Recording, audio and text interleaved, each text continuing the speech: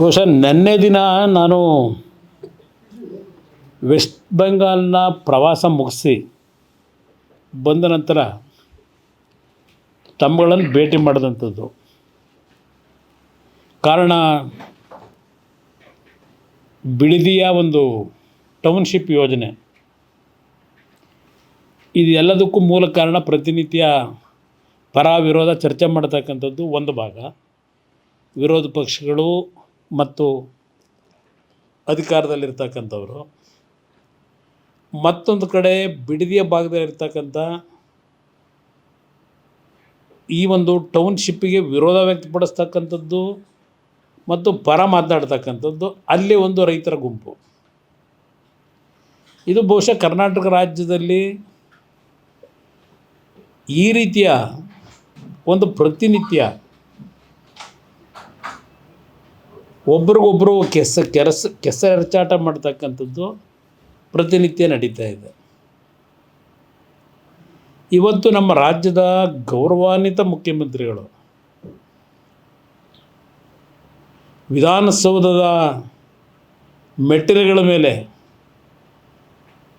ತಲೆಬಾಗಿ ತಲೆ ಇಟ್ಟು ರಾಜ್ಯದ ಜನತೆಗೆ ಸಂದೇಶ ಕೊಟ್ಟಂಥ ಒಬ್ಬ ಮುಖ್ಯಮಂತ್ರಿ. ಬಹುಶಃ ಕರ್ನಾಟಕ ರಾಜ್ಯದಲ್ಲಿ ಯಾರು ವಿಧಾನಸೌಧದ ಮುಂಭಾಗದಲ್ಲಿ ಕೆಂಗಾರರು ಕಟ್ಟಿಸಿರ್ತಕ್ಕಂಥ ವಿಧಾನಸೌಧದ ಮೇಲುಗಡೆ ಸರ್ಕಾರಿ ಕೆಲಸ ದೇವರ ಕೆಲಸ ಅಂತ ಬರೆದಿರ್ತಕ್ಕಂಥದ್ದು ನೋಡಿದ್ದೀವಿ. ಈ ರಾಜ್ಯದ ಮುಖ್ಯಮಂತ್ರಿ ಆದಂಥ ದಿನದಿಂದ ರಾಜಕಾರಣದಲ್ಲಿ ಅಧಿಕಾರದಲ್ಲಿ ಸಮಯವನ್ನು ತೆಗೆದುಕೊಂಡು ಏನು ತಗೊಂಡಿದ್ದಾರೆ, ಅಧಿಕಾರ ವಹಿಸ್ಕೊಂಡಿದ್ದಾರೆ. ಈ ಅಧಿಕಾರ ಪಡೆದ ನಂತರ ಸ್ವಂತಿಕೆ ಅನ್ನೋದು ಇಲ್ಲ ಅವರಿಗೆ. ವಿಧಾನಸೌಧದ ಮೆಟ್ಟಿಲ ಮೇಲೆ ತಲೆಬಾಗಿ ನಮಸ್ಕಾರ ಮಾಡಿದ್ದು ಅದು ಅವರ ಸ್ವಂತ, ಅವರಲ್ಲಿರ್ತಕ್ಕಂಥ ಗುಣ ಅಲ್ಲ. ಅದನ್ನು ಕಾಪಿ ಮಾಡಿದ್ದೇ ಇವ್ರ ಕೆಲಸ. ನರೇಂದ್ರ ಮೋದಿಯವರು ಈ ದೇಶದಲ್ಲಿ 2014ರಲ್ಲಿ ಪ್ರಧಾನಮಂತ್ರಿಗಳಾದಾಗ ಅವರು ಯಾವ ರೀತಿ ನಡ್ಕೊಂಡ್ರು ಅದನ್ನು ಇದರಲ್ಲೂ ಕಾಪಿ ಮಾಡಿದಂಥದ್ದು. ಬಹುಶಃ ನನಗೆ ಈ ಬಿಡದಿಯ ಟೌನ್ಶಿಪ್ ಇದೆಯಲ್ಲ, ಇದು ಸಹ ಅವರ ಒರಿಜಿನಲ್ ಯೋಜನೆ ಇಲ್ಲ ಅಂತ ಅವರೇ ಹೇಳಿದ್ದಾರೆ. ನಾನೇ ಪಿತಾಮಹ ಅಲ್ಲ, ನನ್ನ ಕನಸಿನ ಕೂಸು ಅಲ್ಲ. ಆಮೇಲೆ ಅದೇನೋ ಇನ್ನೊಂದು ಪದ ಬಳಸೋರೆ, ನನಗಿಂದೇನಿದು ಆಗಬೇಕಾಗಿಲ್ಲ ಇದೆಲ್ಲ ಹೇಳಿದ್ದಾರೆ. ನನಗೇನು ಆಗಬೇಕಾಗಿಲ್ಲ, ಪರವಾಗಿಲ್ಲ ಕೊಡಿಲ್ಲ. ಅದು ಸ್ವಲ್ಪ ಕೆಲವು ಪಾಯಿಂಟ್ ಆಮೇಲೆ ಹೇಳೋದಕ್ಕೆ ನಮಗೆ ಹಿಂಸೆ ಆಯ್ತದಲ್ಲಪ್ಪ. ಅವ್ರು ಅಷ್ಟೊಂದು ಚೀಟಿ ಇಟ್ಕೊಂಡು ಮಾತಾಡೋರು, ನಾನು 2 ಪೇಜ್ ಇಟ್ಕೊಂಡು ಬರೆದವ್ರು ಮಾತಾಡೋದು ಇಲ್ಲಿ ಹೇಳಿದ್ದಾರೆ.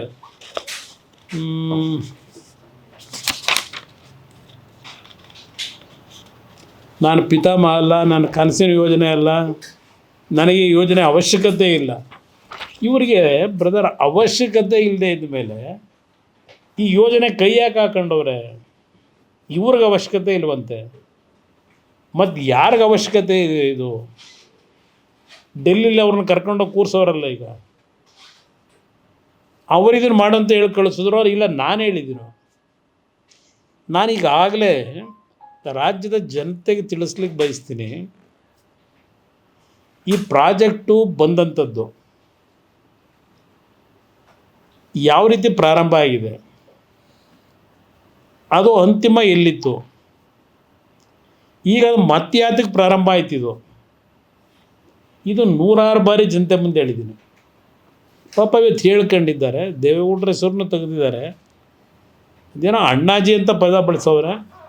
ಕೈ ಮುಗಿತೀನಿ, ದಯವಿಟ್ಟು ನಮ್ಮನ್ನು ನೀವು ಅಣ್ಣನೂ ಮಾಡ್ಕೊಳ್ಳೋದು ಬೇಡ, ನಾವು ನಿಮ್ಮನ್ನು ತಮ್ಮನೂ ಮಾಡ್ಕೊಳ್ಳೋದು ಬೇಡ. ಅದರ ಅವಶ್ಯಕತೆ ನನಗಿಲ್ಲ. ಇಲ್ಲಿ ಪ್ರಶ್ನೆ, ಈ ಪ್ರಾಜೆಕ್ಟು ಎಲ್ಲಿಂದ ಉದ್ಭವ ಆಯಿತು? 2006 ಹೌದು, ನಾನು ಮುಖ್ಯಮಂತ್ರಿ ಆದೆ. 2006ರಲ್ಲಿ ಮುಖ್ಯಮಂತ್ರಿ ಆದಾಗ ಅದೇನೋ ಎಂ ಬಿ ಪಾಟೀಲ್ ಬೇರೆ ಪಾಪ ತೋರಿಸ್ತಾಯಿದ್ರು. ಎಂ ಬಿ ಪಾಟೀಲ್ರು ಏನು ನಮ್ಮ ರಾಜ್ಯದಲ್ಲಿ ಇಂಡಸ್ಟ್ರಿ ಮಿನಿಸ್ಟ್ರಾಗಿ ಏನು ಪಾಪ ಅತ್ಯಂತ ಪಾರದರ್ಶಕವಾಗಿ ಇಂಡಸ್ಟ್ರಿ ಮಿನಿಸ್ಟರ್ ಆಗಿ ಲ್ಯಾಂಡನ್ನು ಅಲಾಟ್ ಮಾಡೋದಕ್ಕೆ ಯಾರನ್ನು ನೇಮಕ ಮಾಡ್ಕೊಂಡವ್ರೆ? ನಾನು ಕಾಣದೇ ಇರೋದ? ನಾನು ಆ ಥರ ಯಾರನ್ನೂ ಏಜೆಂಟ್ ಇಟ್ಕೊಂಡಿರಲಿಲ್ಲ ನನ್ನ ಜೀವನದಲ್ಲಿ, ಇಟ್ಕೊಂಡೂ ಇರಲಿಲ್ಲ, ಇಟ್ಕೊಳ್ಳೋದು ಇಲ್ಲ, ಅದರ ಅವಶ್ಯಕತೆಯೂ ಇಲ್ಲ ನಮಗೆ. ಈ ಪ್ರಾಜೆಕ್ಟ್ ಶುರು ಮಾಡಿದಾಗ ಬೆಂಗಳೂರು ನಗರದಲ್ಲಿ ಇದ್ದಂಥ ಒಂದು ಒತ್ತಡಗಳು ಪಾಪ ಹೇಳಿದ್ದಾರೆ. ಕೃಷ್ಣ ಅವರ ಹೆಸರು, ವೀರಪ್ಪ ಮೊಯ್ಲಿ ಹೆಸರು, ಇವರೇ ಅದಿಂಥದ್ದು ಏರ್ಪೋರ್ಟಿಂದು ಭೂಮಿ ಅಕ್ವೈರ್ ಮಾಡಿ ದುಡ್ಡು ಕೊಟ್ರಂತ 6 ಲಕ್ಷ ಇದೆಲ್ಲ ಹೇಳ್ಕೊಂಡಿದ್ದಾರೆ. ಪಾಪ ಹಳೆದನ್ನೆಲ್ಲ ನೆನೆಸ್ಕೊಂಡಿದ್ದಾರೆ. ಶಿವಕುಮಾರ್ ಅವರೇ, ನೀವು ಅವತ್ತೇನು ಮಂತ್ರಿ ಆಗಿದ್ರಿ, ಆಗಿನ ಸರ್ಕಾರಗಳು ಮಾಡಿದಂಥ ಬೆಂಗಳೂರು ನಗರದ ಮೇಲೆ ಬಲಾತ್ಕಾರ ಏನು ಮಾಡಿದ್ರಿ ಆ ಭೂಮಿಗಳ ಮೇಲೆ? ಹೇಳಿದ್ರಲ್ಲ ಈಗ, ಅವತ್ತೆಲ್ಲ 1.5 ಲಕ್ಷಕ್ಕೆ 2 ಲಕ್ಷಕ್ಕೆ ಪಾಪ ರೈತರು ಭೂಮಿ ಕೊಟ್ಟುಬಿಟ್ಟಿದ್ರು. ಇವತ್ತು ಅವೆಲ್ಲ 50 ಕೋಟಿ ಬೆಲೆ ಆಗಿದೆ. ಇದೆಲ್ಲ ಹೇಳ್ಕೊಂಡು ಹೋಗಿದ್ದೀರಪ್ಪ. 50 ಕೋಟಿ ಬೆಲೆ ಆಗಿದೆ, ಇಲ್ಲ ಅಂತ ನಾನು ಹೇಳಲ್ಲ. ಅವತ್ತು 1.5 ಲಕ್ಷಕ್ಕೆ ನೀವು ಅಕ್ವೈರ್ ಮಾಡಿದ್ರು, 2 ಲಕ್ಷಕ್ಕೆ ಅಕ್ವೈರ್ ಮಾಡಿದ್ರು. ನಮ್ಮ ಹತ್ರ ರೈತರು ಯಾರೋ ಬಂದು ಈ ಥರ ಆಗಿದೆ, ನಮ್ಮನ್ನು ಇವತ್ತು ಭೂಮಿ ಉಳಿಸ್ಲಿಕ್ಕೆ ಬಂದು ಹೋರಾಟ ಮಾಡಿ ಅಂತ ನಮ್ಮನ್ನೇನು ರೈತರು ಅವತ್ತೇನು ಕರೆದಿರಲಿಲ್ಲ. ಆ ಒಂದು ಯೋಜನೆಗಳು ತಂದರಲ್ಲಪ್ಪ. ಬೆಂಗಳೂರು ನಗರ ಮುಂದಿನ 50 ವರ್ಷ, ಈಗ ಹೇಳ್ತಾ ಇದ್ದಾರಲ್ಲ, ಇದೇನೋ ಬೆಂಗಳೂರು ನಗರ ಬ್ರ್ಯಾಂಡ್ ಮಾಡ್ತೀನಿ, ಅದೇನೋ ಹೇಳ್ಕೊಂಡವ್ರಲ್ಲ ಎಲ್ಲ. ಈಗ ಬ್ರ್ಯಾಂಡ್ ಬೆಂಗಳೂರು ಮಾಡ್ತೀವಿ, ಅದೇನೋ ಬೆಂಗಳೂರು ಇದು ವಿಶ್ವಕ್ಕೆ ಮಾದರಿ ಮಾಡ್ತೀವಿ ಅಂತ ಹೇಳ್ತಾ ಇದ್ದೀರಲ್ಲಪ್ಪ. ಈಗ ಅವತ್ತು ಮಾಡಿದ್ರಲ್ಲ, ಸಿಂಗಾಪುರ ಮಾಡ್ತೀವಿ ಅಂತೇಳಿ, ಆ ಬೆಂಗಳೂರು ನಗರ ಮುಂದಿನ 50 ವರ್ಷಕ್ಕೆ ಯಾವ ರೀತಿ ಆಗ್ಬೋದು ಅನ್ನೋದನ್ನು ಕಿಂಚಿತ್ ಯೋಚನೆ ಮಾಡಿದೆ. ಅವತ್ತು ನೀವು ಮಾಡಿದಂಥ ಬೆಂಗಳೂರಿನ ಅಭಿವೃದ್ಧಿ ಇದೆಯಲ್ಲ, ಅದರ ಫಲ ಇವತ್ತು ಬೆಂಗಳೂರಿನ ನಾಗರಿಕರು ಅನುಭವಿಸ್ತಾ ಇರ್ತಕ್ಕಂಥದ್ದು. ನಾನು ಆಕಸ್ಮಿಕವಾಗಿ ಮುಖ್ಯಮಂತ್ರಿ ಆದವನು. ಆ ಸಂದರ್ಭದಲ್ಲಿ ಬೆಂಗಳೂರಿನ ಪರಿಸ್ಥಿತಿಗಳನ್ನು ನೋಡಿ ಹಲವಾರು ಯೋಜನೆಗಳನ್ನು ತರಬೇಕು ಅಂತ ಮಾಡಿದ್ದು ನಿಜ. ನಾನು ಉದಾಹರಣೆಗೆ ಬೆಂಗಳೂರು ನಗರದಲ್ಲಿ ಒಂದು ಇನ್ನರ್ ಕೋರ್ ರಿಂಗ್ ರೋಡನ್ನು ಮಾಡಬೇಕು ಅಂತ ಹೇಳಿ ಸುಮಾರು 102 kilometres elevated road, inner core ರೋಡನ್ನು ಎಲಿವೇಟೆಡ್ ರೋಡನ್ನ ಮಾಡಬೇಕು ಅಂತ ಹೇಳಿ 2006ರಲ್ಲೇ ತೀರ್ಮಾನ ಮಾಡಿದ್ದೆ. ಇವತ್ತು ಯಾವೊಂದು ಗಾಳಿ ಆಂಜನೇಯ ಸ್ವಾಮಿ ಟೆಂಪಲ್ ಇದೆಯಲ್ಲ ನಮ್ಮ ಬ್ಯಾಟರಾಯನಪುರ ಅಂತೀವಿ, ನಮ್ಮ ಮೈಸೂರು ರೋಡ್ನಲ್ಲಿ, ಆ ವೆಸ್ಟ್ ಆಫ್ ಕಾರ್ಡ್ ರೋಡ್ ಪಕ್ಕದಲ್ಲಿ ಪ್ಯಾರಲಲ್ಲಿ ಆ ದೇವಸ್ಥಾನದ ಪಕ್ಕದಲ್ಲಿ ಡ್ರೈನೇಜ್ ಮೇಲೆ ಒಂದು ಫ್ಲೈಓವರ್ ಮಾಡಿದ್ದೀವಲ್ಲ, ಅದು ಒಂದು ಸಣ್ಣ ಯೋಜನೆ ಅಂತ ಪ್ರಾರಂಭ ಮಾಡಿದ್ರು, ಪೈಲಟ್ ಪ್ರಾಜೆಕ್ಟ್. 142 ಕಿಲೋಮೀಟ್ರು ಬೆಂಗಳೂರು ನಗರದಲ್ಲಿ ಇರ್ತಕ್ಕಂಥ ಈ ಒಂದು ಕಾಲುವೆಗಳಿತ್ತಲ್ಲ, ರಾಜಕಾಲುವೆ, ಅದರಲ್ಲಿ ಎಲಿವೇಟೆಡ್ ಕಾರಿಡಾರ್ ಮಾಡಬೇಕು ಅಂತ ಹೇಳಿ ಎಲಿವೇಟೆಡ್ ರೋಡ್ಗಳು ಮಾಡಿ ಸ್ಕೂಟ್ರು, ಆಟೋಗಳು, ಸಣ್ಣ ವೆಹಿಕಲ್ಗಳು, ಕಾರ್ಗಳು ಓಡಾಡೋದಕ್ಕೆ 142 ಕಿಲೋಮೀಟ್ರ್ ಯೋಜನೆ, ಅದನ್ನು ಸಹ ಮಾಡಬೇಕು ಅಂತ ತೀರ್ಮಾನ ಮಾಡಿದ್ದವನು. 5 ಟೌನ್ಶಿಪ್ ಮಾಡಬೇಕು ಅಂತ ತೀರ್ಮಾನ ಮಾಡಿದವನು ನಾನೇ. ನಾನು ಇಲ್ಲ ಅಂತ ಎಲ್ಲೂ ಹೇಳಿಲ್ಲಪ್ಪ, ಗೌರವಾನ್ವಿತ ಮುಖ್ಯಮಂತ್ರಿಗಳೇ.